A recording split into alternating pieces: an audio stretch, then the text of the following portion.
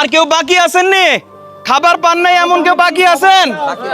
যদি বাকি থাকেন আর যারা খাবার প্রয়োজন নাম লেখা হয় নাই, নাম লেখা হয় নাই এমন কেউ থাকবে? শুনেন, না আমি বলি, নাম লেখা হয় নাই এমন কেউ যদি থাকেন নিয়ে যান। নাম লেখা যদি নাও হয় আপনারা পর্যাপ্ত খাবার আছে নিয়েন, অসুবিধা নাই। ভাই আমি জাকুনিপাড়ার দিকে ওই দিকটা দিয়ে আসি। আচ্ছা, তারা কেউ গরিব না, তারা একটু বিপদে পড়েছে, তাই আমরা সবাই তাদের পাশে এসে দাঁড়িয়েছি। তাদের এমনটা ভাবার সুযোগ নেই যে আমরা গরিবকে আমরা সহযোগিতা করতে আসছি, এমন কোনো কিছু ভাবার নাই। কারণ আজকে আমার ঘরে পানি ওঠে নাই দেখে আমি আপনাদের কাছে আসছি, কিন্তু কালকে যে আমার ঘরে পানি যাবেন এটার কোনো গ্যারান্টি নাই, আপনারা যে আমাকে ত্রাণ দিবেন না এটার কোনো গ্যারান্টি নাই। তাই লজ্জা পাওয়ার কিচ্ছু নাই, বিপদ কখন কোথায় বইলে আসে না। আপনার জন্য বিপদ আসছে, আমরা আপনাদের পাশে আইছি, আগামীকাল আবার আসবো।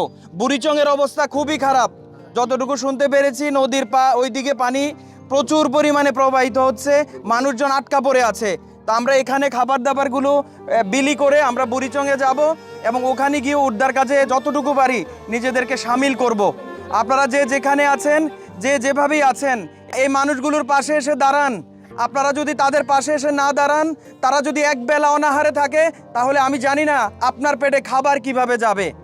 আপনারা সবাই মিলে এই মানুষগুলোকে উদ্ধার করেন, খাওয়ার ব্যবস্থা করেন। খাবার যদি একবার খাইলে 5 দিন মানুষ বাঁচতে পারতো, তাইলে অত টেনশন ছিল না। একটা মানুষ 3 বেলা খাইতে হয়। তাই এই মানুষগুলোকে যদি আমরা না খাওয়াই, এই মানুষগুলো যদি না খেয়ে মরে, তাহলে এটার দায়ভার আমাদেরকেই দিতে হবে। পানি এখনো পর্যন্ত বিপদসীমার বাইরে যায়নি, পানি হু হু করে বাড়ছে। ইন্ডিয়া থেকে প্রচুর পরিমাণে পানি আসছে। আমার সাথে হৃদয় আছে। হৃদয়, তুমি একটু বলো সবাই যাতে সবার জায়গা থেকে এগিয়ে আসে এবং সহযোগিতার হাত তাদের জন্য বাড়িয়ে দেয়। আসসালামু আলাইকুম। দেশ ও দেশের বাইরে যে জানতে ভিডিওটা দেখতেছেন, অবশ্যই ভিডিওটা বেশি বেশি শেয়ার করে দিবেন। আর যত তাড়াতাড়ি পারেন বন্যায় ক্ষতিগ্রস্ত মানুষের পাশে দাঁড়ান। কারণ কুমিল্লা, নোয়াখালী, ফেনীর যে অবস্থা, খুবই ভয়াবহ অবস্থা, যেটা বলি প্রকাশ করার মতো না। তো অনেক টিম অনেক দিকে নামছে, কাজ করতেছে। আমরা এই যে কুমিল্লার এইদিকে আসি, আমরা এই যে খাবার নিয়ে আসি প্রায় 350 মানুষের, ঠিক আছে? তো 350 মানুষের আমরা এখন যদি খাওয়াই, দুপুর আছে, রাত্রে আছে, এর মধ্যে অনেক মানুষে মনে করেন যে বন্যার পানিতে জ্বর হইতেছে, সর্দি হইতেছে, ছোট ছোট বাচ্চা আছে।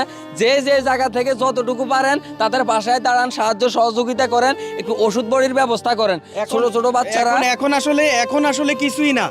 এই 2 দিন গেলে যখন এই যে পানিবাহিত রোগ, এই যে পানিতে যাইতেছে, উদ্ধার করতেছে, যারা উদ্ধার কাজে আছে তারা যে কি বিপদে পড়বে আর 2টা দিন পরে টের পাবেন।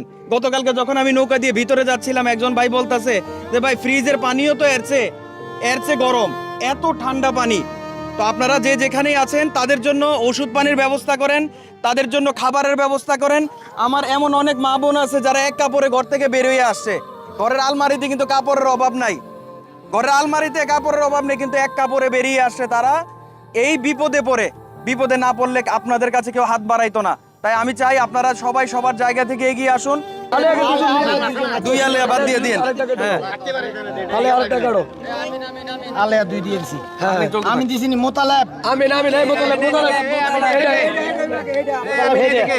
আমি নেই দিকে না, এই সবাই দিও না। দিছেন মোতালেব। হ্যাঁ, এরপর জামিলা পাইছে। তারপর হলো বসি। যে পরিমাণে খাবার এনেছি সবার হাতে তো দিতে পারিনি, কষ্ট নিয়ে সেখান থেকে ফিরে আসতে হয়েছে। বোঝানোর মতো ভাষা নেই মানুষ কি পরিমাণে খাবারের জন্য হাহাকার করছে। আসুন আমরা সবাই মিলে তাদের পাশে দাঁড়াই, তাদেরকে অনাহারে থাকতে অনেক কষ্ট লাগে, তারা যাতে অনাহারে না থাকে সেই ব্যবস্থা করে দিই। আমরা চেষ্টা করছি যে যেখান থেকে পারেন আপনারাও চেষ্টা করুন এবং সহযোগিতার হাত বাড়িয়ে দেন। আমরা স্ক্রিনে ডেসক্রিপশনে নাম্বার দিয়ে দিচ্ছি, আপনারা ওই নাম্বারে সাহায্য সহযোগিতা করেন ভাই। এই যে দেখেন গাড়ির ভিতরে 1-2 প্যাকেট আছে কি না খুঁজে বের করার চেষ্টা করছে। নেই ভাই, খাবার নেই। আবার নিয়ে আসবো ভাই, আবার নিয়ে আসবো, এই আশা দিয়ে, এই ভরসা দিয়ে সেখান থেকে বিদায় নিয়ে এসেছি। বাকিটা আল্লাহ ভরসা। আপনারা সাহায্য সহযোগিতা পাঠান এবং আমাদের কাছে যত অর্থ আছে সেই অর্থ নিয়ে যাতে আমরা তাদের মুখে 1 ফুটো ভাত তুলে দিতে পারি সেই ব্যবস্থা করে দেন।